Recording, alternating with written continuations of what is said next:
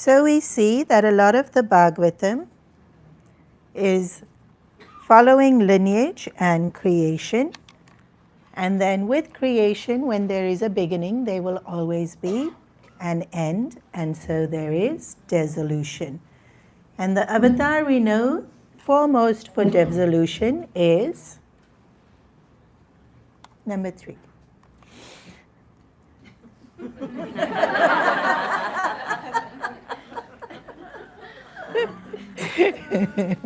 No, it's not the third avatar. We've already seen so many. Matsya avatar. And Matsya avatar is such a short story. Can you all hear me? Yes?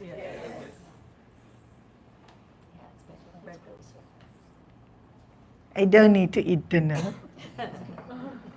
Just eat the mic.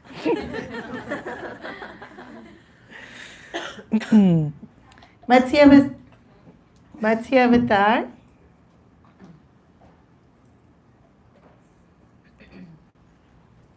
is probably one of the shortest stories, and maybe one of the most mystical as well. And so creation, we saw, happens in a blink of an eye. And so actually dissolution also can happen in just a blink of an eye. But sometimes Bhagavan likes to do little bit natak, little bit drama. And usually it will serve a purpose. So every time there's a cycle, then all the places have to be filled. So the next cycle has to have its own Manu, its own Shatarupa, its own Brahmaji, own Indra, own Varuna, own... And so it's almost like people have to qualify for these positions and go through enough tapas to be able to earn the punya, to be able to have that. And so one such bhakta was identified, Satyavrata, and he was already pretty good. But traces of I know, always it's pride. Always thing that dirties us the most is pride. And it's incredible how many things we can be proud of. Just about anything. Like we can be proud of our possessions. We can be proud of a relationship. And then we have so many relationships, so then you can be proud of so many different ones. Or something totally vain, like my hair, and then bus, we can be so proud of that one aspect of ourselves. Huh? Not even my whole self, just that one. Or one particular talent that we have. And then the worst one is the pride of I know. And it's the worst one because then misunderstandings can't be clarified. And progress can't be made because we get stuck in I already know. And whichever way we have pride in, Bhagavan will come to break it. But Satyavrata doesn't even have that much pride. Very little. And it was of this, maybe the sense of knowledge. And blessed to already be in this position where Bhagavan just wants to accelerate his journey to becoming the next Manu of the next cycle of creation. And so he goes into the river, and this one I'm going to do Balvihar style, because it's short. So Prahlad I didn't do Balvihar style. So this one will do.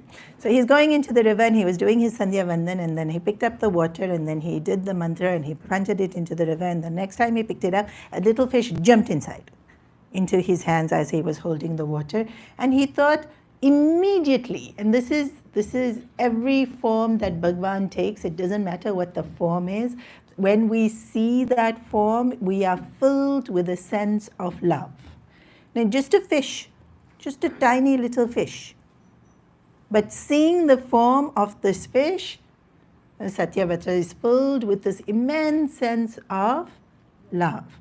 Like even with Narasimha Avatar, or even when it was Kapil Muni, or when it was Prithu Raja, or at any form that Bhagavan takes, the minute our eyes see, we see immense beauty and our hearts are filled with love, because Bhagavan's nature is love, and so in that presence we will be able to feel only love. And so even though it's a little fish, he's filled with the sense of love, and so he feels this need to protect it and puts it into his kamandalu. Now when he takes it home, it grows within few hours, fits the whole kamandalu. So he pours into it bigger, like maybe a pot, and then it grows the whole length of the pot, and then in bigger pot. And in those days they didn't have a bathtub, but then you have to, today, bathtub.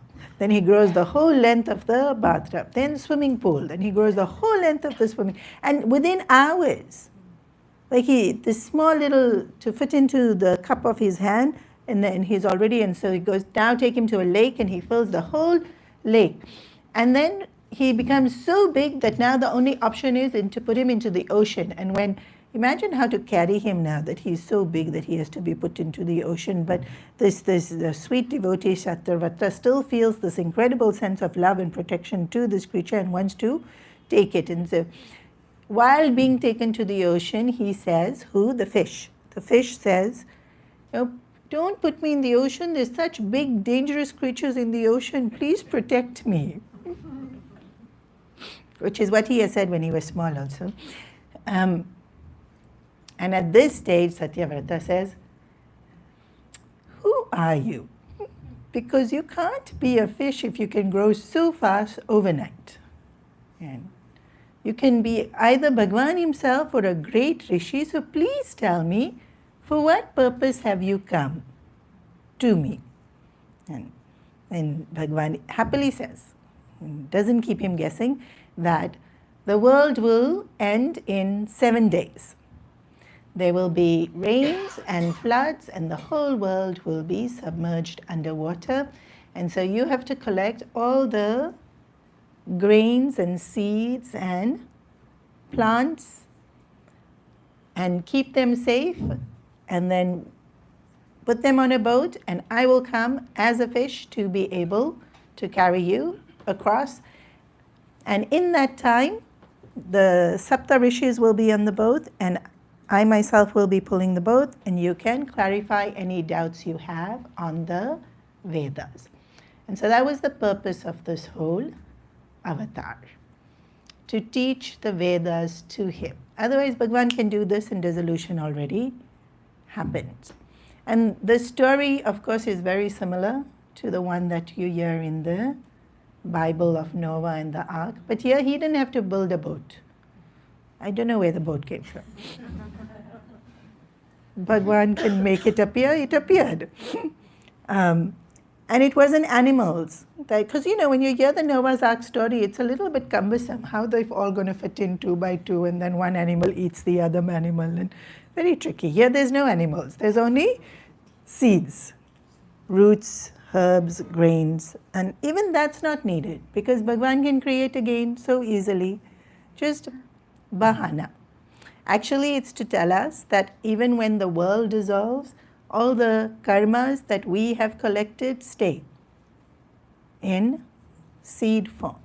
All the vasanas, and so a lot of this 8th canto is about the type of vasanas that we create.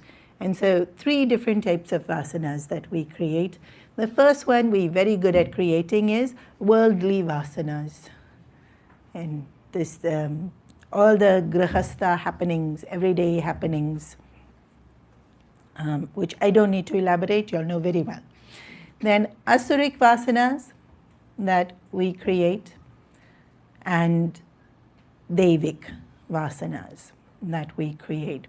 Already hinted at in the story of Hiranyakashipu and Prahlad. Immense devic vasanas in Prahlad, immense asuric vasanas in Hiranyakashipu. And then whichever one, until it reaches dissolution, like until the vasana dissolves, it stays as a seed. And so this lifetime isn't just this lifetime. This lifetime, we've brought with us seeds from previous lives, and whatever we do this lifetime, we carry it forward in seed form, and it sometimes grows very quickly. And so certain things in your life, maybe you've already noticed, like, you just thought it and then, everything just, it's there. And then sometimes you want something and then you have to work for it, and you have to work for it, and you have to work for it, and it takes different degrees of how it flourishes. But we carry it from one lifetime to next lifetime in the form of seeds. And there's a whole forest of vasanas we've collected in form of seeds. And so when we talk about dissolution of creation, we haven't dissolved. Just outside dissolves. But our journey is for us to dissolve. And then that too, shown beautifully in this chapter by probably one of the most popular stories, because it comes in more Puranas than any other story, which is the churning of the Milky Ocean. A lot of the stories are repeated. Right? Lots of stories are repeated in different Purans, but this one, maximum in every single Puran, probably because it's so steeped in the symbolism of our spiritual journey. And so, once again, Indra loses all his power. It's not the same Indra, it's a different Indra. Or maybe the same Indra also. But actually, in this canto, the Asuras are very good. Because Prahlad became king. Oh, I didn't tell you all, Prahlad became king. Because Hiranyakashipu was killed, and so now you need a king. And then, even though he was the youngest, Prahlad was the youngest, he had 3 older brothers. But seeing Prahlad and seeing Hiranyakashipu, all the other brothers were like... And Hiranyakashipu sits on the throne first, because Prahlad wouldn't take it until it was given to him as prasad. And because Hiranyakashipu was on the throne, it needed to be purified. So, did I say that right? Yes. So Narasimha Avatar sat on the throne to purify it, and then Prahlad becomes the king of the Asuras. So with Prahlad as the king, the Asuras are not very Asuric. The Asuras become really devoted. And the more we invoke Bhagwan in our life, the more powerful we become. Our thoughts, when our mind is so pure, any thought we think just manifest. And we see it in the story of great Mahatmas all the time. And even when we in a particularly sattvic frame of mind, we'll also see that just any sattvic with desire and everything falls into place. And so the Asuras are amazing because they are so devoted. And they've all, remember in that Balvihar class he had in his school, and they all really diligently followed because they saw the power of it. Like elephants couldn't stampede on him, then snakes couldn't kill him, and fire couldn't. And so their faith in everything he said was so strong. And so the Asuras can't be defeated. And so Indra doesn't stand a chance. Because the formula is, if you have Bhagwan's grace, you will prosper. And the only way for Indra to prosper is to have more devotion. But even though we know this, we want shortcut. But there's no such thing. And so when they go to Bhagwan to say, help us, Bhagwan says, but I can't help you. Because they're doing everything right. If somebody is doing something wrong, you can reprimand them. But when they're doing everything right, you can't reprimand them. So you draw up a treaty of peace.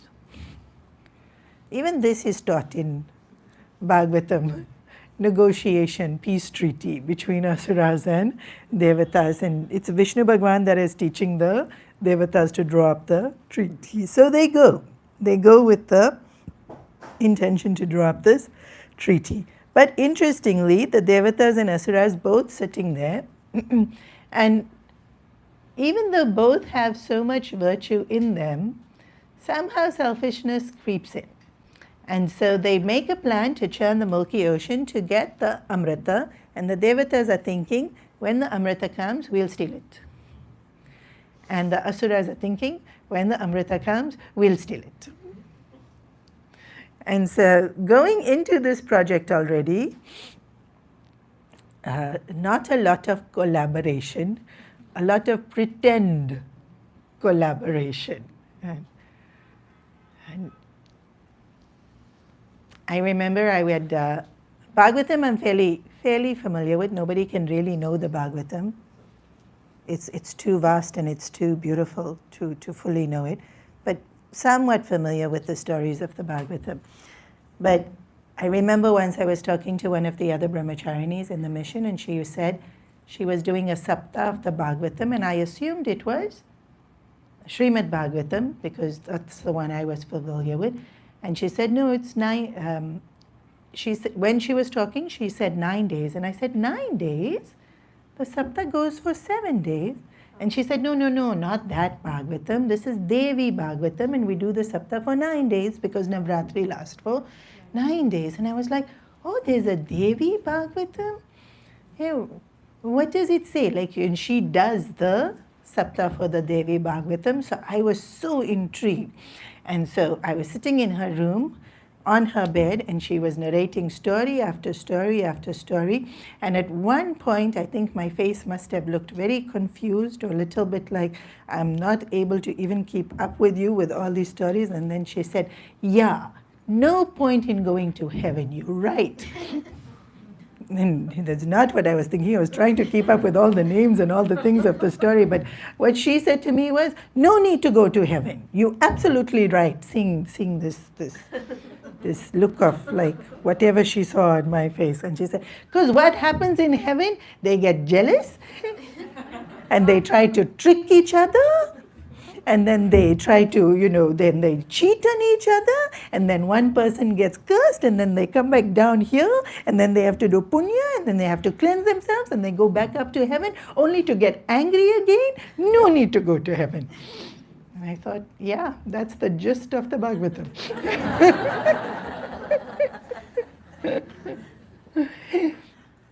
Yet, without realizing, we aspire towards heaven. Now, in the Vedic period, they actually did offerings to ensure they go to heaven. You're not doing that, right? You're not doing Vedic Havan to ensure you are going to heaven. No, you're just doing karmas that ensure you. I am blessed, right? If somebody tells you, do this, chant. It's come to listen to Bhagavatam, you'll be blessed. You come and sit and listen to Bhagavatam. Why? Because then blessed, right? In other words, go to heaven. Do this, and it removes your suffering. What is suffering? Hell. So we don't want to go there. So indirectly, we are working towards. We're not doing the ritual, asking, taking, go to heaven. But if I ask, yeah, I want to go heaven only.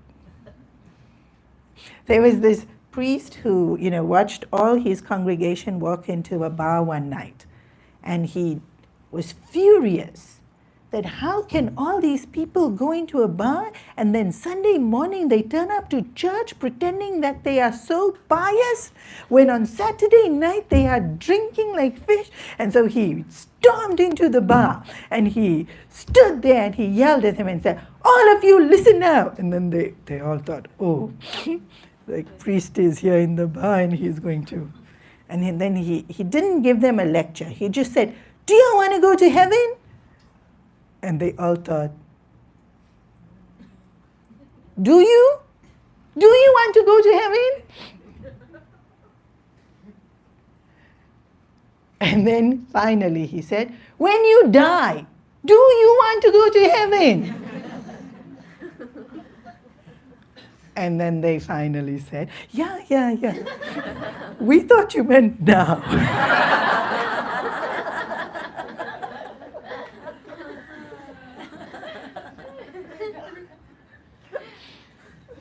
What's wrong with now?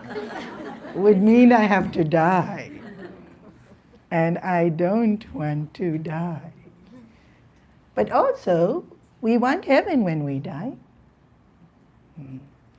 Even if we're not doing any specific action for it. Right. The devatas are in heaven. And what's happening in heaven? They're plotting against the asuras.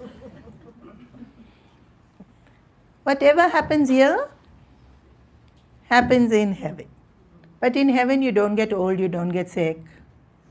You stay young, you stay beautiful, you have lots of food, you don't get hungry, you don't get thirsty. So little bit more pleasures. Some of you all are lucky to have that even here. Well, we get old. Yeah. But still life is incredibly comfortable. Purpose is not heaven, because in heaven all these things keep happening. So they make the plan and they start churning the milky ocean. Now this is a very, very elaborate story also. To churn the milky ocean, they need a mountain. Then when they get the mountain, they can't lift it, it keeps falling. And then all of them have broken hands and broken legs because every time they lift it and then it falls and then they are underneath it and then they have to come with the Shukracharya's water and sprinkle to make them all better. And then finally they don't know how to carry the mountain. So Bhagwan puts the mountain on, picks it up and puts it on Garuda and carries it on Garuda to the milky ocean. Now Garuda's wings, when it flaps, is the Vedas.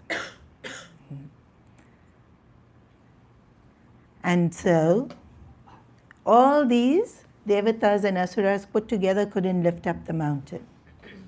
But one Garuda can carry that entire mountain because it has the strength of the Vedas.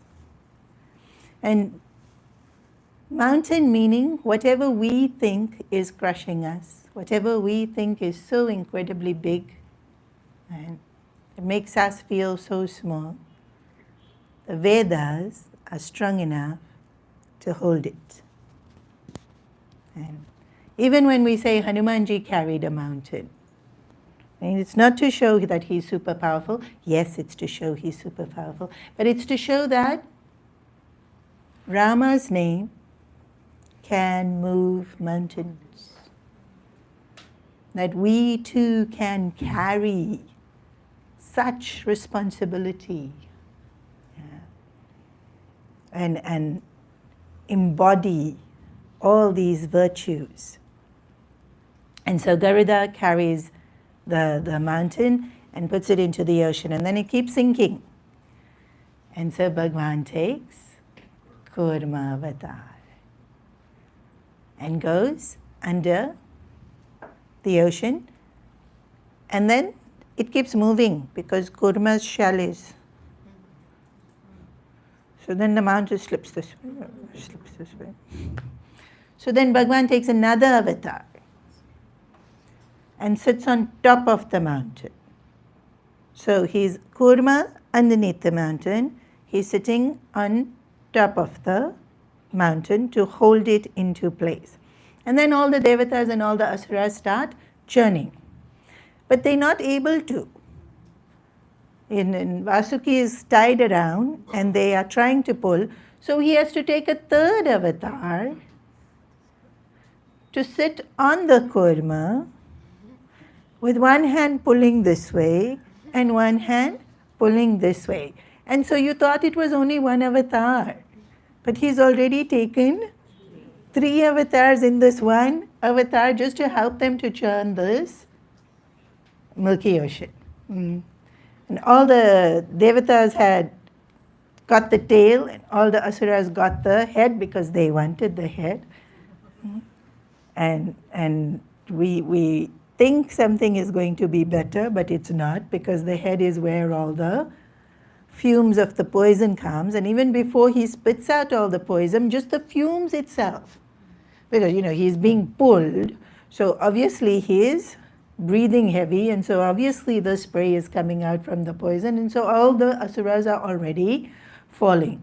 But the first thing is the poison, and here, the first thing that comes out is the poison. Like I said, there's so many narrations of the story, so sometimes jewels come out first, or Kamadhenu comes out first, and then somewhere along the line the poison comes out. But here, first thing that comes out is all the poison from the snake, because it's being pulled from one side to the other side. And then Bhagavan Vishnu already has taken three, both his hands are pulling, one he's underneath, one he's holding on top. Already he's very busy, so he says, now you please ask Bhagavan Shiva for help.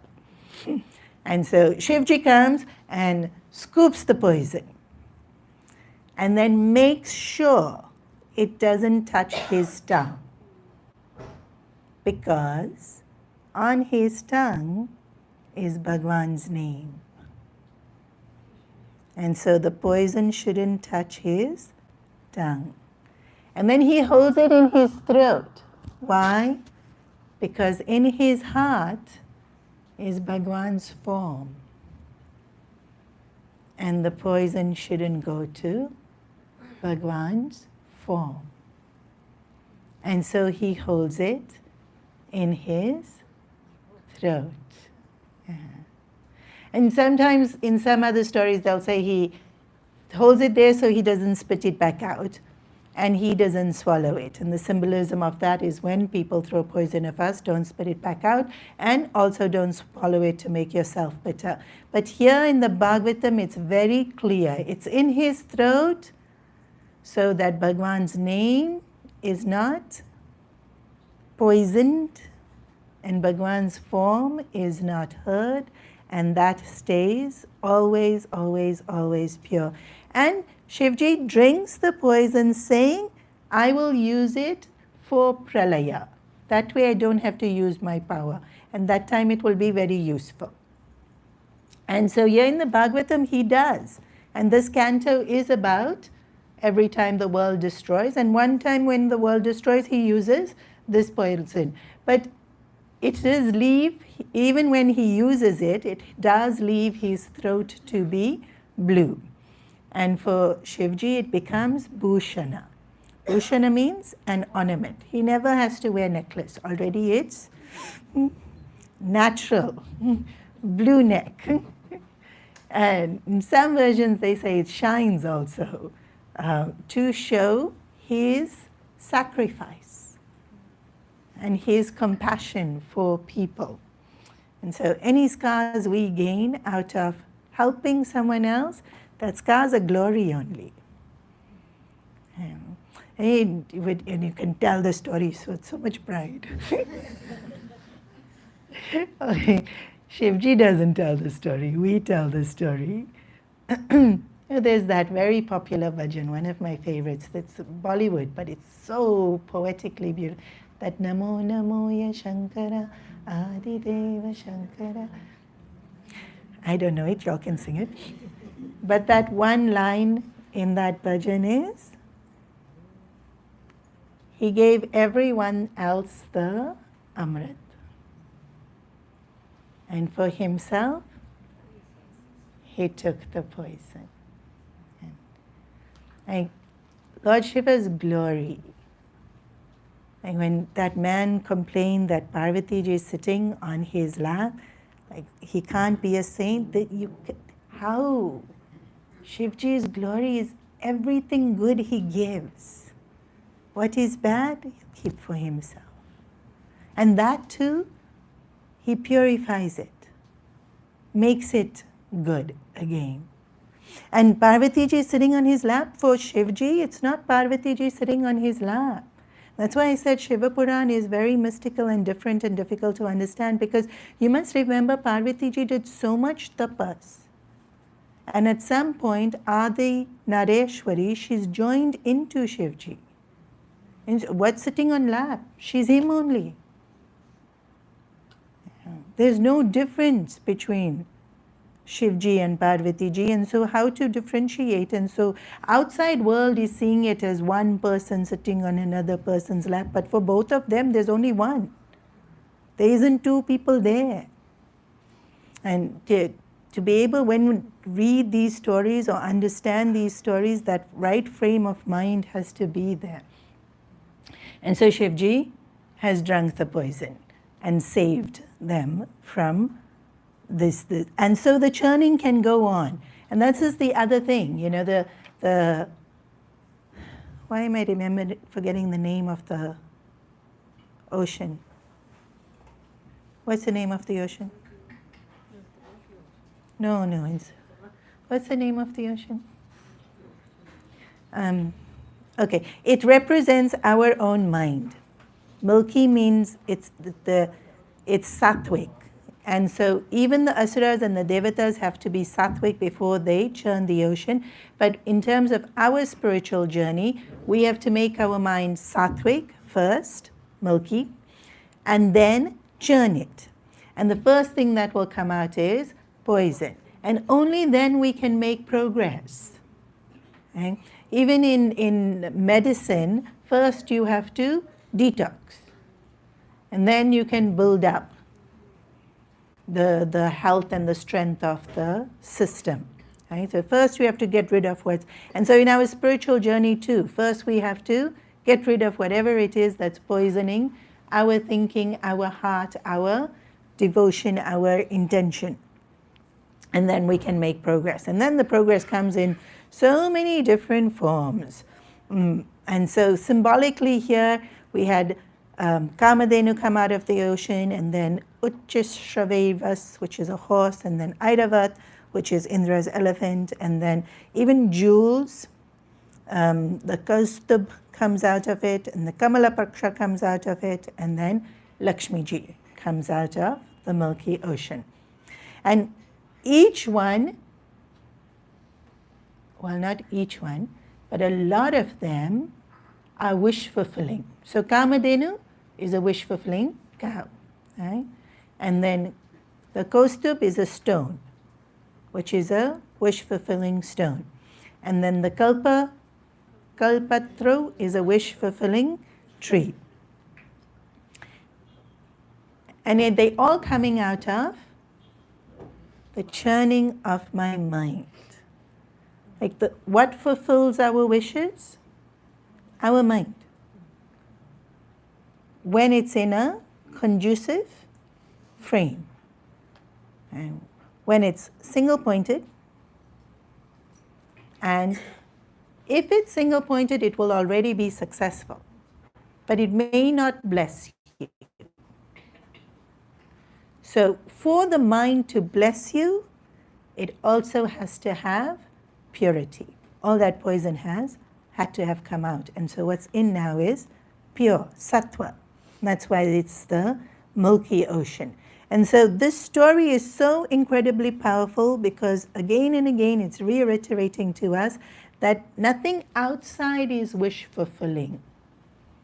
It's our own mind that is wish-fulfilling. Even when we go to Bhagwan and say, please give me, it's our own mind that is creating our karmas and our vasanas and the consequences that are going to be coming back to us. But coming back to this milky ocean and it's being churned, and all these beautiful things come out of it. And when Lakshmi ji comes out of it, then there's this very cute story that one day Lakshmi ji was sitting with Bhagwan Vishnu and says to Bhagwan Vishnu that, you know, everybody else celebrates their anniversary and somebody was asking me when our anniversary is, and we don't have an anniversary.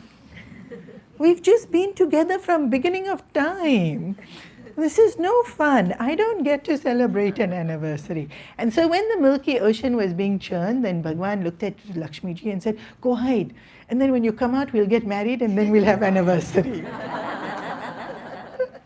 And then Lakshmi ji thought, that's a great idea. So she went into the ocean and then she came out of the ocean and then everybody wanted her and she looked at everyone and said, until she saw Bhagwan Vishnu and went and put the garland on Bhagwan Vishnu. Must be in one of the Bhagavatams. It's very possible they do all this natak. But in the Bhagavatam it is said that Lakshmi ji hides. Earlier I had given the story of how all the nutrients of the earth was withheld because Adharma had become so heavy that Mother Earth couldn't release all the nutrients. Lakshmi ji is Mother Earth. And when greed becomes so much, it's pain for her. It's physical pain for her when our greed becomes to that extent that we now hurt each other or are indifferent to other people's suffering just so that I am comfortable. Like so many are suffering, but I'm okay in my little house.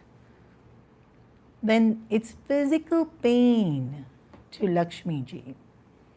Even in the scriptures, waste. When we waste, it's physical pain to Lakshmi ji. Because all of this is her resources. She is Mother Earth. And everything that we have comes from earth only. And then so much effort goes into growing those plants and nurturing them and making them and to create our fruit or our paper and then it's pain. And so when the pain got too much, she hid. Just like the nutrients were hid. And that's why she was inside the milky ocean. And when it was churned, there was hope in her heart that now with this mind that has been uplifted, the resources will once again be respected and dharma is established, and so she comes back out. But maybe it was just to have an anniversary. So she comes out, and then after her, to go back to this churning of the Milky Ocean, it's our own mind that produces all these wish-fulfilling aspects of our life, and it's our own mind that produces wealth. Now, Lakshmi ji is not just money. Yeah? She's all wealth. And whichever wealth it is that we want, it's our own mind that is producing it in our lives. It's not Lakshmi ji sitting in heaven saying, you can have some, no, you can't have some, and you can have some, and you cannot. No. Lakshmi ji's grace is like air, like light, and so wealth is available for, and then which wealth we invoke from it, and how much we invoke is in our own mind. And so Lakshmi ji also comes out of the Milky Ocean. And then comes the pot of Amrit held by Dhanvantri, who is Devata in charge of health and well-being. And Amrit is also Ayurveda. Health and well-being.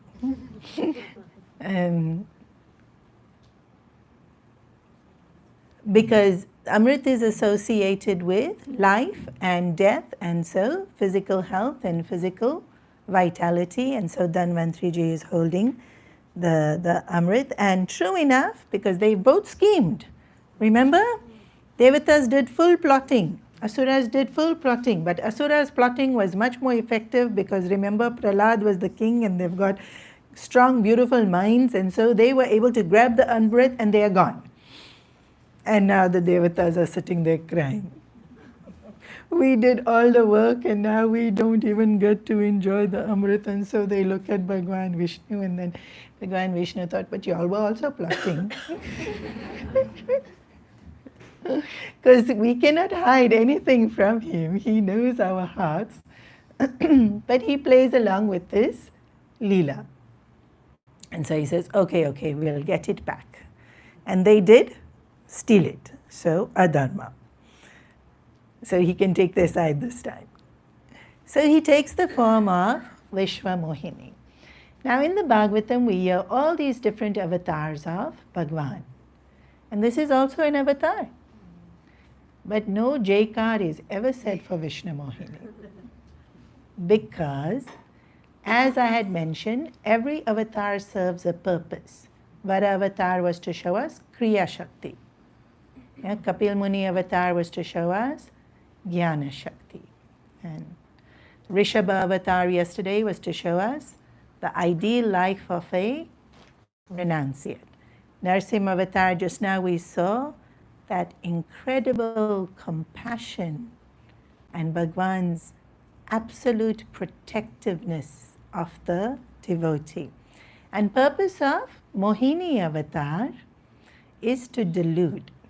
And remember when I said Bhagwan's smile is Maya and the smile can enchant us or delude us? This one's delude. And so when Vishwa Mohini appears, the asuras become enamored and they're willing to just give her the amrit.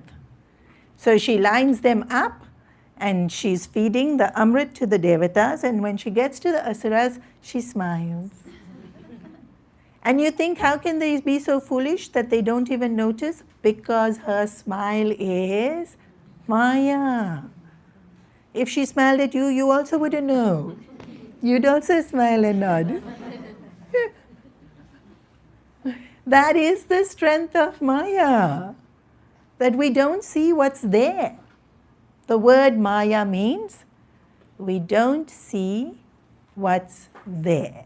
We see usually what we want to see or what others want us to see, but not what's there.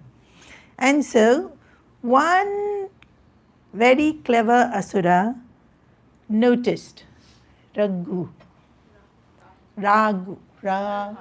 Rahu. So little of my astronomy, I know. And so he goes and sits between Surya and Chandra, and they, just as the Amrit touches his lip, Surya and Chandra Devata notice that he is Asura, and they say, "Stop!" And Sudarshan Chakra comes and cuts off his head, but this breaks the trance. And so now all the Asuras know that Mohini avatar was just giving them, and so now they're very angry, and one huge battle takes place. Usually the people think the story stops at there, but huge. There's so much killing and there's so much destruction until Brahmaji comes and makes each side stop and ask, why are you doing this?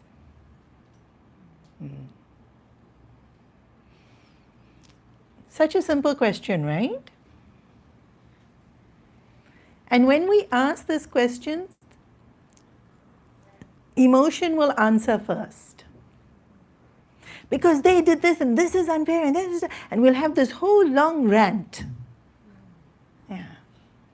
And then after emotion is finished, ask the question again. Why are you doing this? And usually then the answer will be emotion. There's actually usually no valid reason for us to destroy absolutely anything. And so both of them fighting with each other, trying to destroy each other is pointless. And so they finally reach a truce, which is what they negotiated for initially. Remember? Yeah. And if that was the intention in each one's heart, all of this could have been avoided. But so often we say we want something, But that's not what we really want. Guruji's very popular quote is, we campaign for Brahman and then vote for Maya.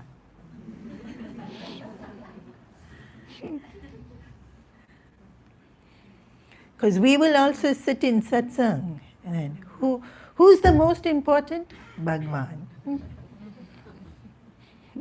Is it worth getting attached to anyone else? No. Campaign for Brahman. And then phone beeps. Vote for Maya.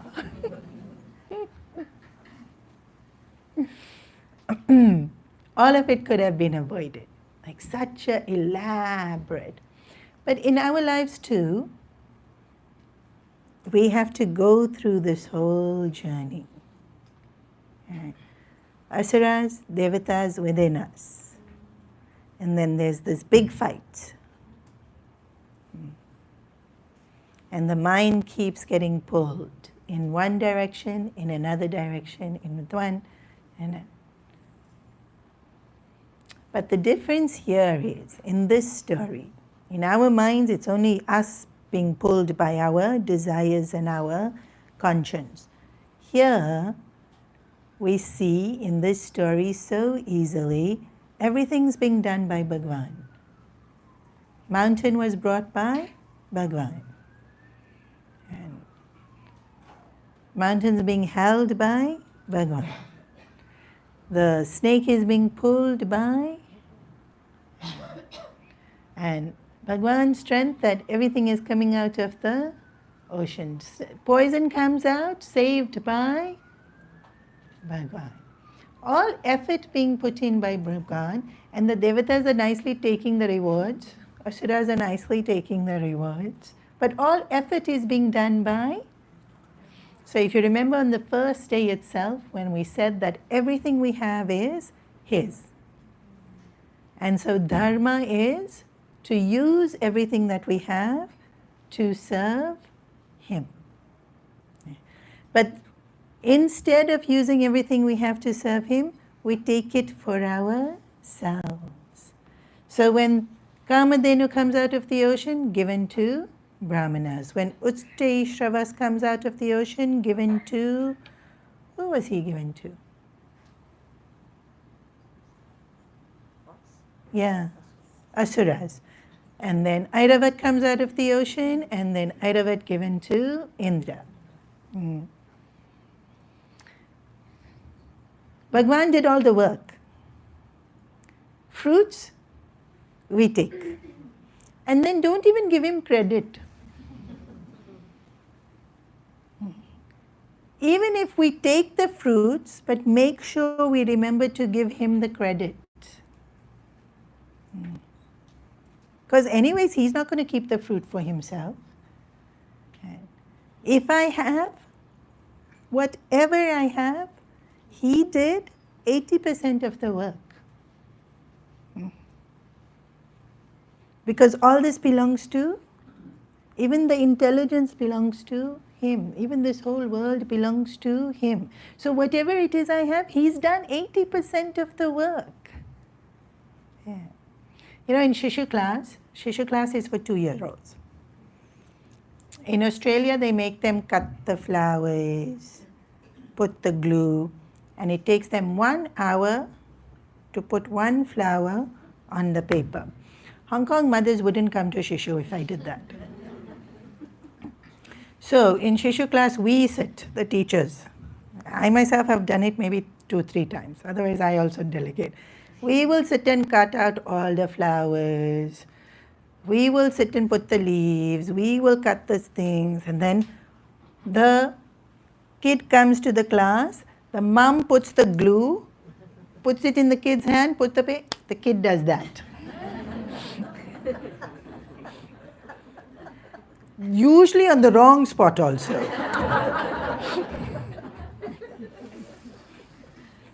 And then they'll come, if I'm in the class or whoever the teacher in the class is, then they come running up to the class to show. Look what I made. I'm thinking, yeah, you made. I actually don't sit and cut it all myself. But whoever's teaching the class often would have sat and cut it all themselves. And then the kid is showing, I made. And then as the teacher, what do we do? So nice. This is us. 80% of everything we do, he's done. And then we say,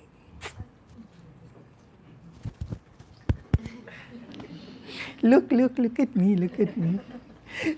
Not only look at me in person, post on Instagram. Everyone who's not here, look at me, look at me, look at me. And if they didn't like it, call them. Did you see?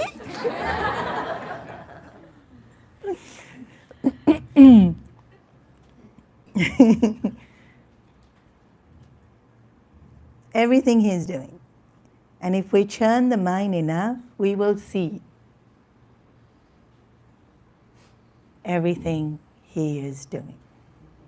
Everything is his only, including me. I'm his only. So they did this whole rigmarole to get back to the point of the beginning. We want peace.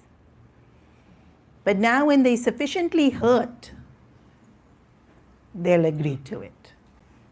In the beginning, they weren't hurt. So foolish we are that we have to go through pain before we'll do what we ourselves said in the beginning only. But this story ends very beautifully. After everything is now peaceful, then the devatas look at Lord Vishnu and say, now don't go and give the asuras some boon where they become more powerful again. And so Bhagavan Vishnu said, I won't give them boon. And then the devatas were like, and Lord Shiva? Tell him also not to give them any boon. So the battlefield was there, they were both there helping everything.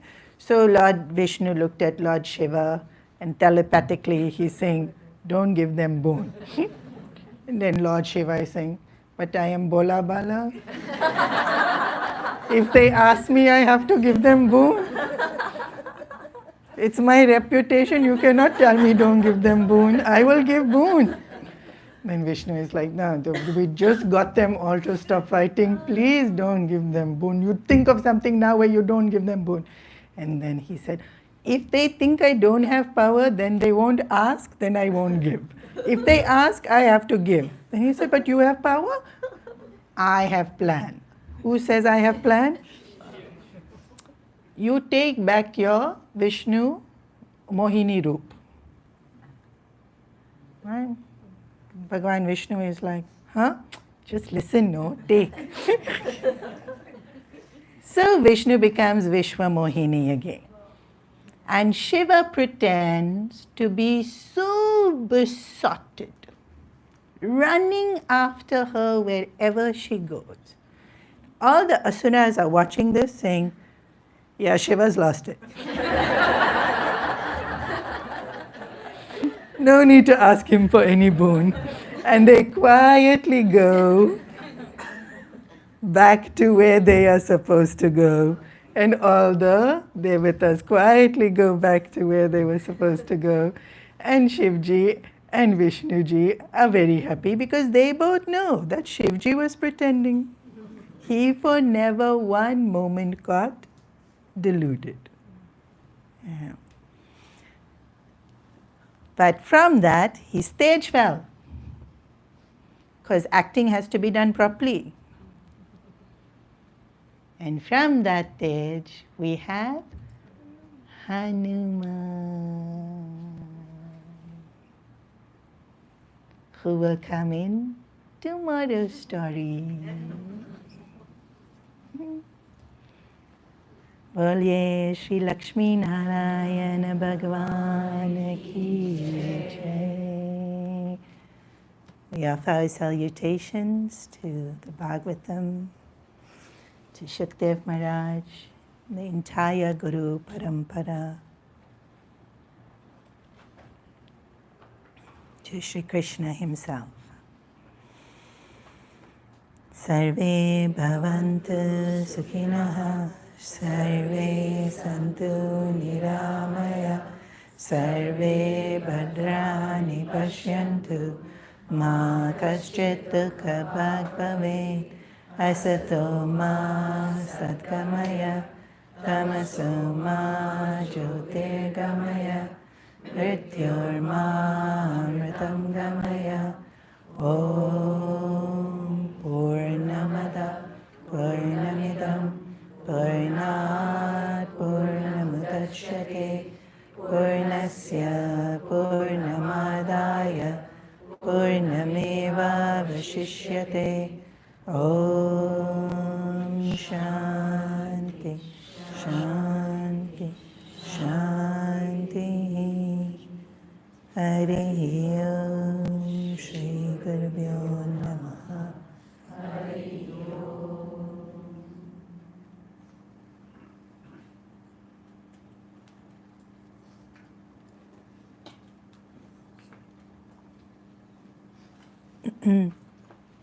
As Reina mentioned